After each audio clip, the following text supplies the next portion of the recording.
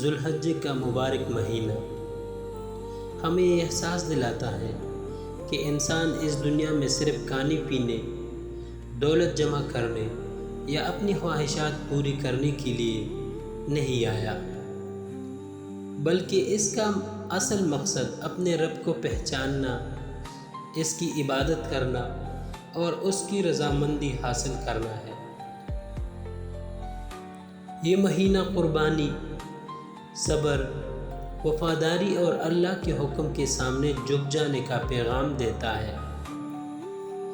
جب ہم حضرت ابراہیم علیہ السلام، حضرت ہاجرہ اور حضرت اسماعیل علیہ السلام کی زندگیاں دیکھتے ہیں تو ہمیں معلوم ہوتا ہے کہ اللہ اپنے محبوب بندوں کو آزمائشوں سے گزارتا ہے، مگر جو بندہ ہر حال میں اللہ پر بھروسہ رکھتا ہے، اللہ اسے دنیا اور آخرت دونوں میں کامیاب کر دیتا ہے۔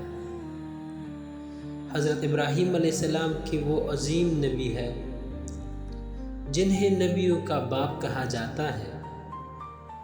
ان کی نسل سے دو عظیم سلسلے چلے۔ ایک سلسلہ حضرت اسماعیل علیہ السلام سے چلا، جس میں آگے چل کر ہمارے پیارے نبی حضرت محمد صلی اللہ علیہ وسلم تشریف لائے۔ نبی کریم صلی اللہ علیہ وسلم کی آمد سے انسانیت کو مکمل ہدایت ملی اور اللہ نے نبی کریم صلی اللہ علیہ وسلم کو تمام جہانوں کے لیے رحمت بنا دیا۔ دوسرا سلسلہ حضرت اسحاق علیہ السلام سے چلا، جس میں بے شمار انبیاء آئے۔ اللہ کے تمام نبی عزت اور عظمت والے ہیں، مگر اللہ نے ہمارے نبی علیہ السلام کو سب سے بلند مقام عطا فرمایا۔ حضرت ابراہیم علیہ السلام نے اپنی زندگی کا بڑا حصہ اولاد کی دعا میں گزارا۔ بڑھاپے میں جا کر اللہ نے انہیں ایک بیٹا عطا فرمایا، حضرت اسماعیل علیہ السلام۔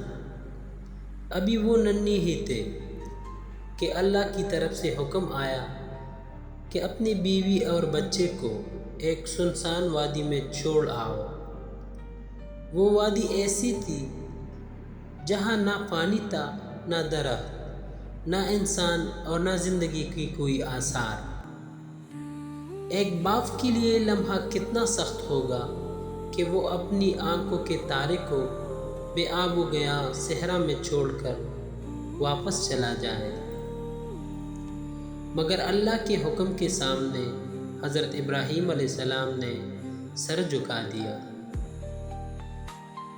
جب حضرت ہاجرہ نے پوچھا کہ ہمیں یہاں کس کے سہارے چھوڑ کر جا رہے ہیں، تو ابتدا میں حضرت ابراہیم علیہ السلام خاموش رہے۔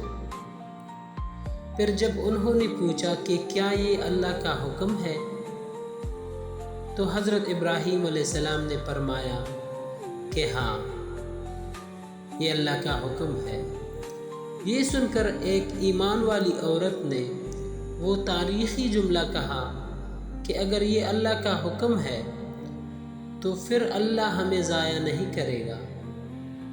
یہی اصل ایمان ہے کہ انسان حالات نہیں دیکھتا، بلکہ اپنے رب پر بھروسہ کرتا ہے۔ کچھ دن بعد جب پانی ختم ہو گیا اور ننھے اسماعیل علیہ السلام پیاس سے تڑپنے لگے تو ایک ماں کی بے چینی بڑھ گئی۔ حضرت ہاجرہ پانی کی تلاش میں ایک پہاڑی سے دوسری پہاڑی کی طرف دوڑتی رہی۔ وہ بار بار دیکھتی کہ شاید کہیں سے کوئی مدد مل جائے۔ ان کی یہی بے قراری اللہ کو اتنی پسند آئی کہ قیامت تک آنے والے حاجیوں پر صفا اور مروہ کے درمیان سعی کو لازم کر دیا گیا۔ یہ اس بات کی نشانی ہے کہ اللہ کے لیے کی گئی چھوٹی سی چھوٹی کوشش بھی اللہ کے ہاں ضائع نہیں ہوتی۔ جب حضرت ہاجرہ تک کر واپس آئی تو اللہ نے اپنی رحمت سے زمین سے پانی کا چشمہ جاری فرما دیا۔ ننھے اسماعیل علیہ السلام کے قدموں کے پاس سے نکلنے والا یہ پانی آج بھی زمزم کی صورت میں جاری ہے۔ ہزاروں سال گزر گئے مگر یہ چشمہ آج بھی دنیا بھر کے انسانوں کو سیراب کر رہا ہے۔ اللہ جب چاہے تو بنجر زمین سے بھی رحمت کی دریا بہا دیتا ہے۔ وقت گزرتا گیا اور حضرت اسماعیل علیہ السلام جوان ہونے لگے۔ پھر اللہ نے حضرت ابراہیم علیہ السلام کو ایک اور سخت آزمائش میں ڈال دیا۔ خواب میں حکم ملا کہ اپنے بیٹے کو اللہ کی راہ میں قربان کر دو۔ ایک باپ کے لیے اس سے بڑی آزمائش کیا ہو سکتی ہے؟ مگر اللہ کے نبی نے اس حکم میں بھی تاخیر نہ کی۔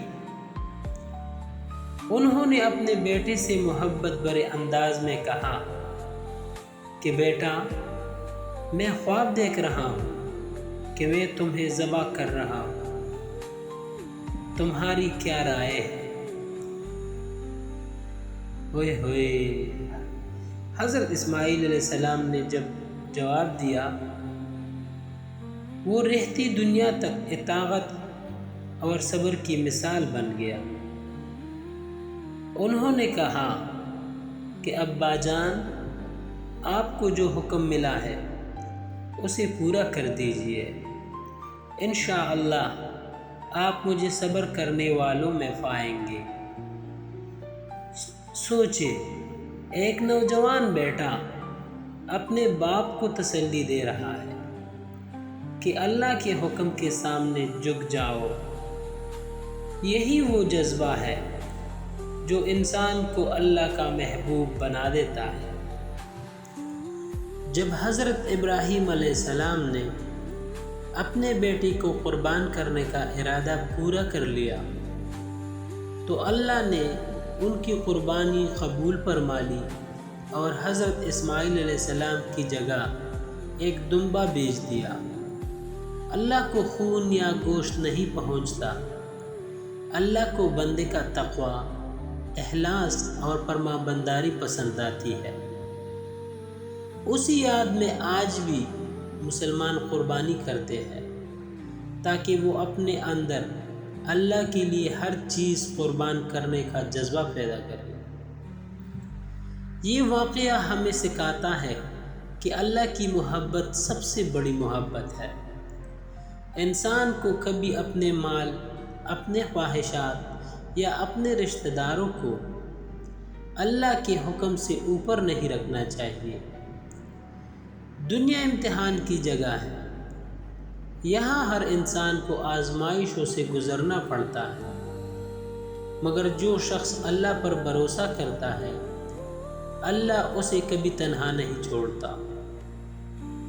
ذو الحجہ ہمیں یہ پیغام دیتا ہے کہ اگر ہم اللہ کے لیے قربانی دینا سیکھ لے، اپنے نفس کی خواہشات کو چھوڑ دے، نماز اور دین کو اپنی زندگی کا حصہ بنا لے، تو اللہ ہماری زندگیوں میں بھی رحمتوں کے دروازے کھول دے گا۔ حضرت ابراہیم علیہ السلام، حضرت حاجرہ اور حضرت اسماعیل علیہ السلام کی زندگیاں صرف قصے نہیں بلکہ ہمارے لیے عمل کا پیغام ہے۔ اگر ہم ان کی طرح اللہ پر یقین، صبر اور وفاداری پیدا کر لیں تو دنیا اور آخرت دونوں سنور سکتی ہے۔ آج کے لیے بس اتنا ہی، ملتے ہیں نیکسٹ ویڈیو میں، تب تک کے لیے اپنا ڈھیر سارا خیال رکھیے گا۔ اللہ حافظ۔